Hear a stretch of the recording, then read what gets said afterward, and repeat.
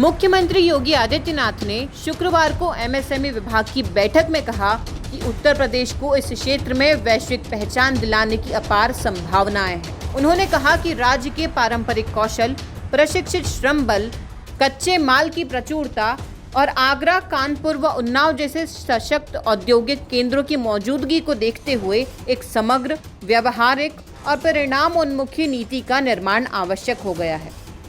बैठक में Uttar Pradesh footwear, leather एवं नॉन लेदर क्षेत्र विकास नीति 2025 के प्रारूप पर विभागीय अधिकारियों के साथ चर्चा करते हुए मुख्यमंत्री ने क्लस्टर आधारित विकास मॉडल को प्राथमिकता देने के निर्देश दिए। उन्होंने यह भी कहा कि नीति में स्पष्ट रूप से यह परिभाषित किया जाए कि प्रदेश के कौन से क्षेत्र इस उद्योग के लिए सबसे उपयुक्त हैं।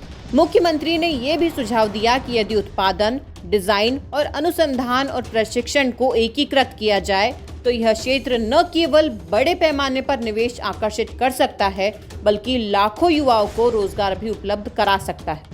उन्होंने फ्लेटेड फैक्ट्री कॉम्प्लेक्स जैसी अधोसंरचना सुविधाओं की स्थापना की आवश्यकता पर बल दिया ताकि औद्योगिक इकाइयों को बेहतर कार्य वातावरण मिल सके। अधिकारियों ने जानकारी दी कि प्रस्तावित नीति के तहत अगले कुछ वर्षों में लगभग 22 लाख नई नौकरियों की सृजन की संभावना है। वर्तमान में भारत इस क्षेत्र में दुनिया का दूसरा सबसे बड़ा उत्पादक और उपभोक्ता है, जिसमें उत्तर प्रदेश की भागीदारी महत्वपूर्ण है। अकेले कानपुर और उन्नाव में 200 से अधिक सक्रिय टैनरियां कार्यरत हैं, जबकि आगरा की देश की फुटवेयर राजधानी के रूप में जाना जाता है। मुख्यमंत्री ने कहा कि नीति के तहत न केवल लेदर और नॉन लेदर फुटवेयर निर्माण इकाइयों को बढ़ावा दिया जाए बल्कि इससे जुड़ी सहायक इकाइयों जैसे buckles, zip, sole, insole, lace, chemicals, dyes, heels, threads, tags और लेबल्स के निर्माण को भी विशेष प्रोत्साहन दिया जाए। उन्होंने यह भी कहा कि मशीनरी निर्माण, विशेष रूप से चमड़ा सिलाई, कटिंग, मोल्डिंग और नॉन लेदर सेफ्टी शूज बनाने वाली तकनीकों से संबंधित इकाइयों को भी समर्थन मिलना चाहिए।